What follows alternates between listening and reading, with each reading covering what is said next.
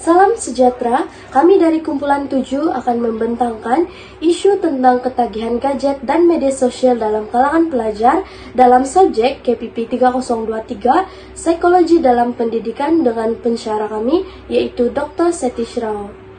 Ini merupakan ahli kumpulan kami. Isu ketagihan gadget dan media sosial dalam kalangan pelajar ini dijadikan kajian karena semakin membimbangkan dalam kalangan pelajar dan disokong oleh banyak kajian yang menunjukkan kesannya terhadap fokus, emosi, dan prestasi akademik. Selain itu, isu ini sangat dekat dengan realiti semasa pelajar, yaitu menjadikannya relevan untuk dibincangkan bagi memberi kesedaran serta cadangan penyelesaian yang praktikal dalam isu ini. Sebagai contoh kajian, data ini merupakan statistik penggunaan media sosial di Malaysia setakat Januari 2023. Data ini daripada Global Web Index GWI dalam laporan Digital Malaysia bagi kumpulan umur 16 hingga 64 tahun.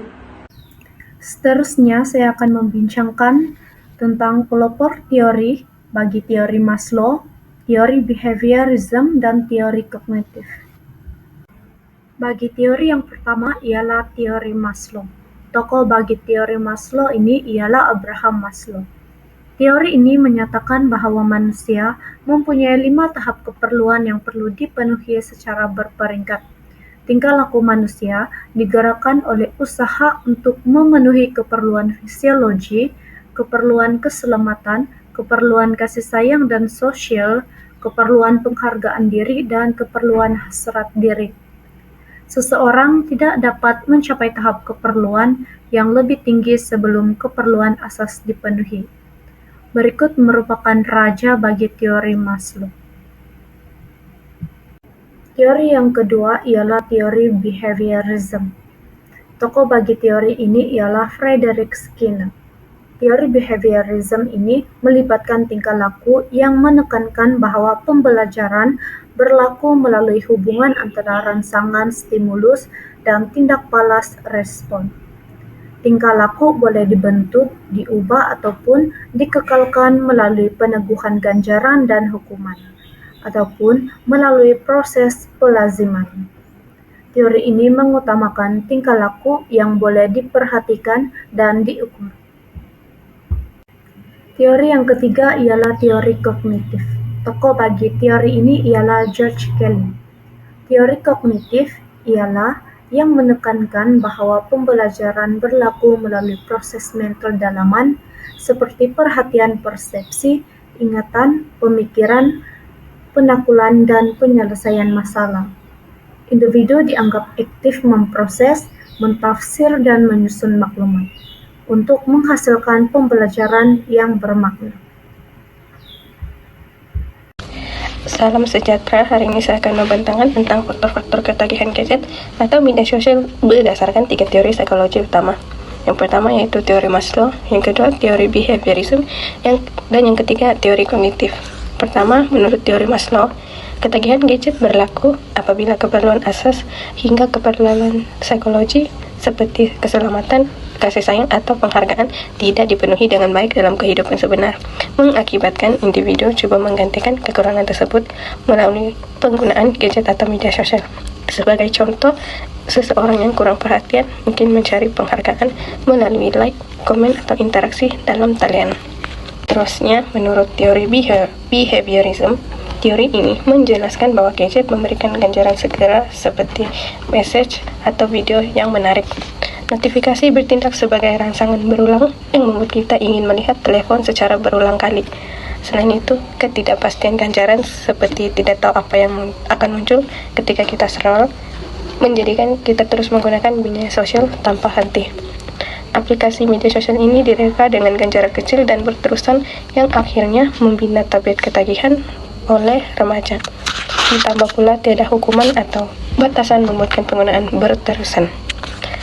Dan akhir sekali, teori kognitif, ketagihan turut dipengaruhi oleh cara kita berpikir. Oleh sebab itu, pengukuhan kognitif berlaku apabila kita merasakan penggunaan media sosial membantu kita belajar, berhibur, atau melepaskan tekanan. Selain itu, pengaruh sosial seperti tren supaya dan persekitaran menjadikan penggunaan semakin kuat. Beban kognitif dan pemikiran berulang, contohnya teringat notifikasi atau takut tertinggal, yaitu FOMO, mendorong kita untuk terus membuka telepon. Akhir sekali, pemikiran otomatik seperti scroll sekejap je menjadi habit yang sukar untuk dikawal oleh seseorang individu. Kesimpulannya, ketagihan gadget bukan hanya disebabkan oleh kelemahan individu, tetapi dipengaruhi oleh keperluan psikologi, kehancuran tingkah laku, dan pemikiran otomatik yang saling berkait. Oleh itu, penting untuk kita sadar dan mengawal penggunaan agar tidak menyusahkan kehidupan harian. Terima kasih. Seterusnya saya akan membentangkan tentang kesan ketagihan gadget dan media sosial. Dalam aspek psikologi, ketagihan gadget menyebabkan tahap keyakinan diri menurun. Ini berlaku karena pelajar sering membuat perbandingan sosial yang berlebihan, serta terlalu bergantung kepada jumlah likes dan komen untuk menilai diri mereka. Penggunaan gadget sehingga lewat malam turut mengganggu pola tidur pelajar. Cahaya skrin yang berterusan menyebabkan pelajar sukar untuk mendapatkan kualitas tidur yang baik dan akhirnya mereka akan mengalami insomnia. Ketagihan media sosial juga turut meningkatkan risiko keresahan dan juga kemurungan. Ini berpunca daripada pendedahan yang berlebihan kepada maklumat negatif serta tekanan untuk memenuhi standar sosial yang wujud dalam media sosial. Dalam aspek sosial pula, ketagihan gadget menyebabkan pelajar kurang interaksi secara bersemuka. Hal ini disebabkan pelajar lebih cenderung untuk berkomunikasi secara atas talian berbanding berkomunikasi secara langsung dengan orang sekeliling. Selain itu, ketagihan gadget juga menjejaskan hubungan pelajar dengan keluarga.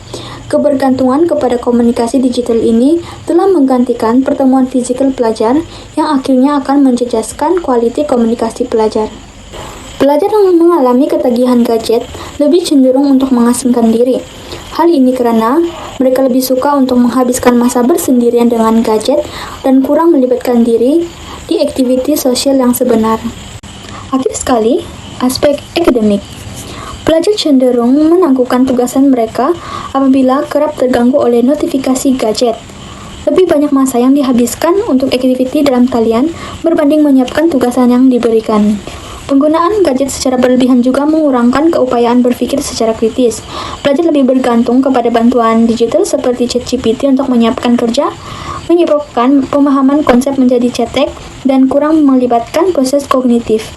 Akibat penurunan tumpuan dan pemahaman, tugasan yang disiapkan sering tidak mencapai penguasaan yang memuaskan terhadap topik yang dipelajari. Hal ini seterusnya memberi kesan kepada prestasi akademik dan keputusan peperiksaan pelajar secara menyeluruh.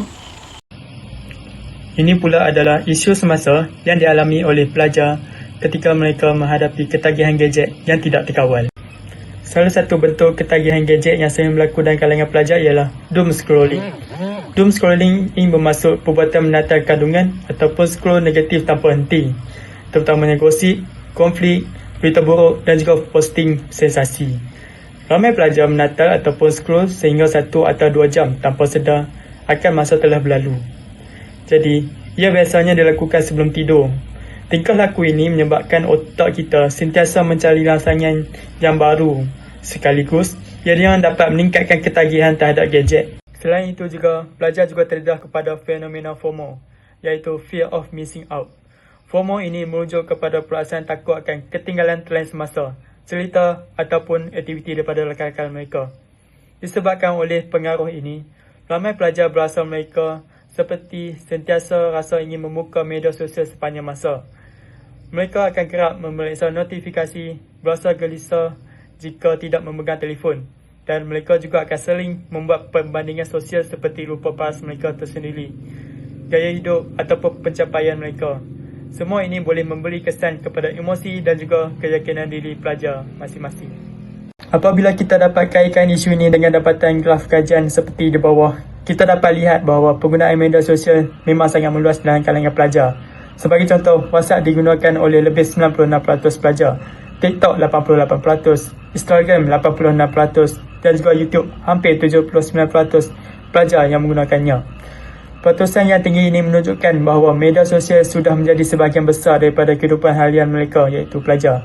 Semakin tinggi masa yang dihabiskan di platform ini, maka semakin besarlah risiko untuk pelajar terjebak dengan doom scrolling ataupun FOMO. Berikut merupakan cadangan atau kaedah penyelesaian dalam aspek pendidikan.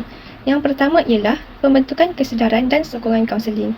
Langkah yang paling penting sekali ialah memberi kesedaran kepada pelajar. Sebab apa? Pelajar perlu tahu tentang kesan negatif ketagihan gadget. Sebagai contoh, pihak sekolah boleh melakukan ceramah, bengkel atau kempen kesedaran. Oleh itu, pelajar tahu akibat buruk seperti akademik merosot, masalah sosial dan juga masalah kesihatan mental. Selain itu, kaunselor sekolah juga memainkan peranan penting. Kaunselor sekolah ni boleh mengadakan sesi bimbingan dan kaunseling secara individu ataupun berkumpulan. Jadi pelajar tahu punca sebenarnya sebab apa diorang bergantung kepada gadget dan belajar cara untuk mengawal atau mengatasi daripada ketagihan gadget. Seterusnya, pengurusan masa. Pengurusan masa ni dapat bantu pelajar membahagikan masa antara belajar, berehat dan berhibur. Pelajar juga boleh melakukan jadual sendiri untuk seharian tersebut. Guru juga boleh menggalakkan aktiviti luar bilik darjah seperti sukan, kelab dan persatuan supaya diorang tidak terlalu bergantung kepada gadget. Yang ketiga, pengawasan ibu bapa. Ibu bapa yang perlu memainkan peranan besar dalam kes ketagihan gadget. Sebab apa? Ibu bapa yang bersama dengan pelajar seharian nak dibandingkan dengan sekolah dan guru. Jadi, ibu bapa perlu mengawal dan memantau masa penggunaan gadget di rumah. Ibu bapa juga perlu jadi role model yang baik untuk pelajar.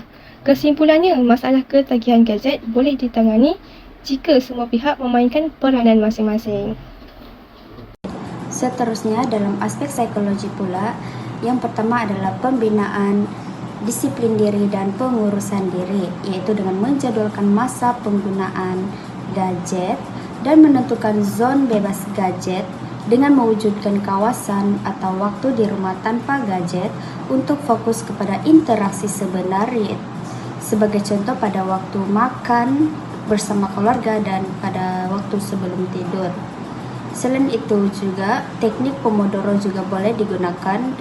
Teknik ini daripada tokoh Francesco Cirillo dengan mengurus masa dengan lebih berkesan dengan menggunakan pemasa untuk menetapkan jeda kerja yang singkat dan berkala. Seterusnya, pengalihan tumpuan dan penglibatan aktiviti sehat. Sebagai contoh, aktiviti holistik. Aktiviti ini adalah bagi mengisi masa terluang dengan lebih berfaedah dan membina kemahiran sosial seperti bersukan, membaca buku, melibatkan diri dalam aktiviti bergotong royong. Dan sebagai contoh tokoh adalah dari James Clear, yaitu dengan menggunakan kaedah Atomic Habits, yaitu dengan melakukan tabiat baik dan membuang tabiat buruk melalui perubahan kecil.